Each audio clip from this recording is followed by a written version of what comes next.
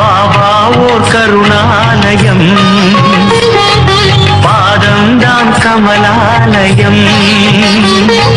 பாபா ஓர் கருணாலயம், பாதம்தான் கமலாலயம். சாயப்பா உறவுகள் அனைவருக்கும் வணக்கம். சாயப்பா மேல் நம்பிக்கை வைத்து அவரை நினைத்துக் கொண்டிருக்கும் உங்கள் அனைவரின் வேண்டுதலையும் சாயப்பா நிறைவேற்றுவார். நல்லதையே நினைப்போம், நல்லதே நடக்கும் என்றும் சாயப்பாவின் அருள் உங்களுக்கு இருக்கும். நம் மனதிற்கு இதமான சாயப்பாவின் இன்றைய அருள்மொழியை கேட்போமா?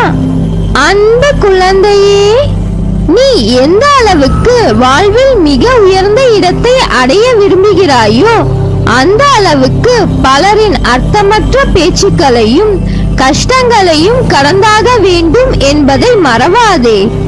உனக்கு எது தேவையோ அது நிறைவேற வேண்டிய நேரத்தில் நிச்சயமாக நிறைவேறும். உனக்கு என்று உள்ளது உனக்குதான், அது வேறு யாருக்கும் போகாது. உனக்கென்று இல்லாதது ஒருபோதும் உன்னை சேராது. நீ மற்றவர்களிடம் எந்த அளவுக்கு பணிவாக இருக்கிறாயோ அந்த அளவுக்கு எல்லா விதத்திலும் உனக்கு அது நல்லதுதானே தவிர எந்த வகையிலும் நீ தாழ்ந்து போக மாட்டாய். மனதை நீ வெளி விஷயங்களில் திசை திருப்ப விடக்கூடாது. வாழ்வில் உனக்கு கடமையாக அமைந்த வேலைகளை நிறைவேற்றும் வேலை தவிர நேரத்தை அவசியமற்ற செயல்களில் வீணாக்காதே. நீ யாருக்கும் சிறிதளவு கூட தடைகளையோ தொந்தரவுகளையோ விளைவிக்காதே. உன் வேலைகளை எல்லாம் நீயே செய்து கொள். நீ எந்த நிலையில் இருந்தாலும் சரி, எப்படி இருந்தாலும் சரி, எவ்வளவு கீழே இருந்தாலும் சரி, உனக்கு இன்னும் வாய்ப்பு இருக்கிறது, மிகப்பெரிய வாய்ப்பு. நீ மனது வைத்தால் உனக்குள் இருக்கும் எல்லாவற்றையும் நீயே சுகமாக சரி செய்து கொள்ள முடியும். உன் மனதின் சக்தி இந்த பிரபஞ்சத்தை விட பெரியது. உன் மனதின் சக்தி இந்த பிரபஞ்சத்தை விட பெரியது என்பதை உணர்ந்து செயல்பட்டால் உன்னுடைய வாழ்க்கை இனியதாக அமையும். நம்பிக்கையோடு நான் கூறும் வார்த்தைகளை பின்பற்று. இது என் வாக்கு, நான் பார்த்துக் கொள்கிறேன். நீ வெற்றியின் உச்சத்தை நிச்சயம் அடைவாய். குழந்தையே, வாழ்க்கையில் சில பேர் நம் மனதிற்கு மகிழ்ச்சியான நினைவுகளாக இருப்பார்கள். சில பேர் உன் மனதிற்கு பாடத்தை புகுட்டி அனுபவம் என்ற நினைவுகளை உனக்கு பரிசளித்திருப்பார்கள். அவர்கள் உன்னை காயப்படுத்தினார்கள், உனக்கு துரோகம் செய்தார்கள், உனக்கு கஷ்டத்தை கொடுக்கிறார்கள் என்ற சூழ்நிலைக்கு நீ தள்ளப்பட்டால் அமைதியாக இரு. உன் மேல் படர்ந்துள்ள கர்மா என்ற தூசியை அவர்கள் துடைத்து எடுக்கிறார்கள்.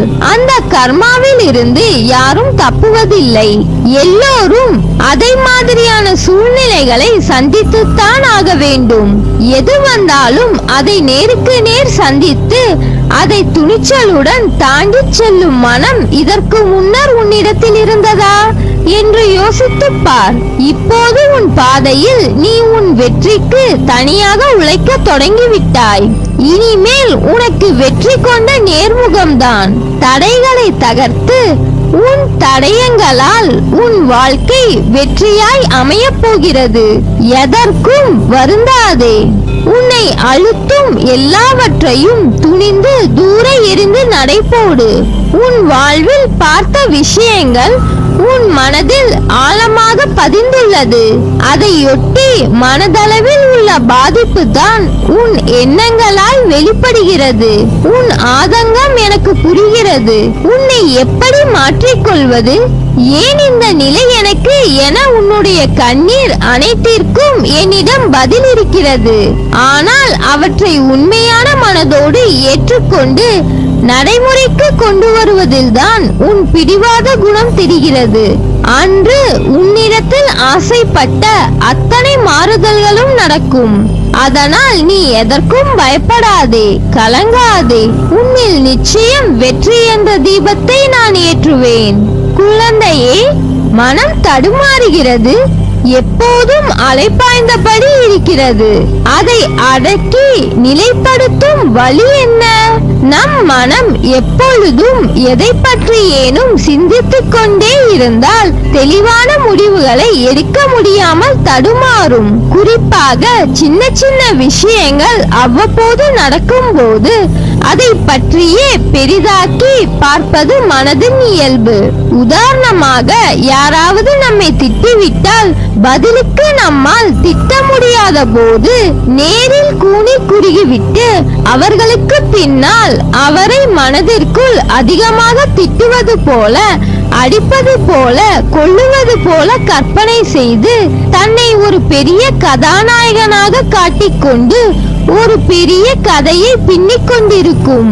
பொறாமை, சந்தேகம், அவமதிப்பு, கோபம், பயம், அவமானம், பேராசை, தற்பெருமை, கட்டுப்படுத்த முடியாமல் வளவள என பேசுதல் போன்ற உணர்வுகள் நம்மை தாக்கும் போது மனம் உழன்று அதில் ஏதோ தீர்வை காண்பது போல தன்னிலே உழன்று கொண்டிருக்கும்.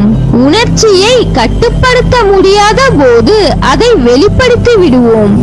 மற்ற சமயங்களில் எல்லாமே மனதிற்குள் தான் அரங்கேற்றமாகும். அதனால்தான் மனநிலை கொள்ளாமல் தவிக்கிறீர்கள். இதை அடக்க வேண்டும். எப்படி அடக்குவது?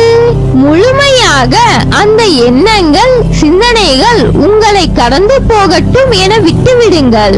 கண்களை மூடி அமைதியாக இந்த நிகழ்வுகள் முடியும் வரை உட்கார்ந்திருங்கள். கரையான்கள் புற்றிலிருந்து புறப்படுவதை போல இந்த எண்ணங்கள் மனதிலிருந்து புறப்பட்ட பிறகு மனதில் ஒரு வெற்றிடம் தோன்றுவதை உங்களால் உணர முடியும். இந்த வெற்றிடம் துவக்கத்தில் ஒரு சில வினாடிகள் வரை நீடிக்கும். இதையே பழக்கத்தினால் சில நிமிடங்கள் தொடரும். காலப்போக்கில் நிமிடங்கள் மணிக்கணக்கில் ஆகும்.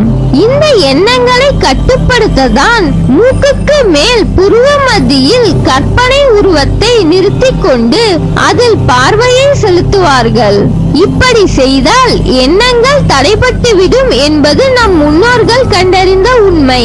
இதை பின்பற்றி பாருங்களேன். எதன் மீதாவது ஆசைப்படுதல், எண்ணமிடுதல் ஆகியவற்றால் மனம் அலைப்பாயும். என் மீது பாரத்தை வைத்துவிட்டு இதை பின்பற்றுங்கள், எல்லாம் நாளடைவில் சரியாகும். குழந்தையே, நமக்கு இன்றுள்ள பிரச்சனைகளை விட நமக்கு ஏற்படுகின்ற குழப்பங்கள் தான் அதிகம். இந்த குழப்பத்திற்கு காரணம் ஒவ்வொரு நாளும் நமக்கு கிடைக்கின்ற வாய்ப்புகள், நாம் அறிமுகமாகிற புதிய சூழல்கள்.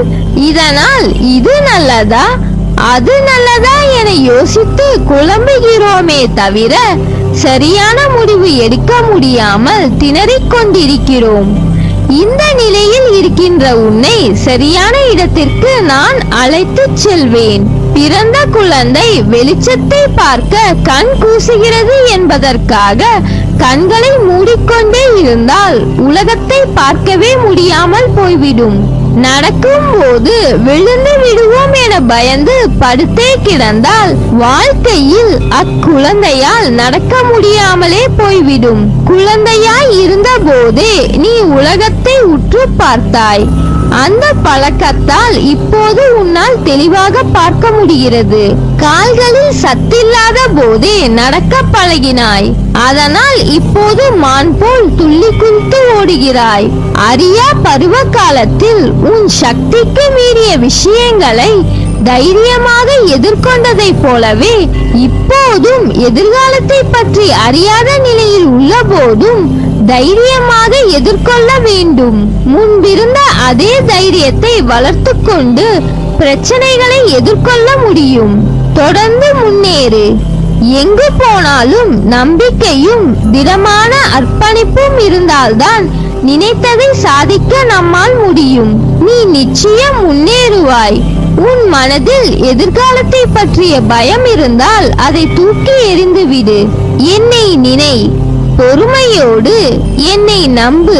பயமில்லாமல் உன் முன்னேற்றத்திற்கு வித்தாக அமையும் வார்த்தைகள் தான் உன் கனவுகளை உனக்கு பொக்கிஷமாக கொடுக்க முடியும். என் மேல் நீ கொண்ட நம்பிக்கையும் பொறுமையும் உன்னை எப்போதும் காக்கும். நான் உங்களை மறக்க இயலாது. நீங்கள் என் அனுகிரகத்தை விரும்புகிறீர்கள். நீங்கள் எனக்கு மிகவும் நெருங்கியவர்கள். நான் உங்களுக்கு மிகவும் நெருக்கமானவன். எப்போதும் உங்களுடனே இருப்பேன்.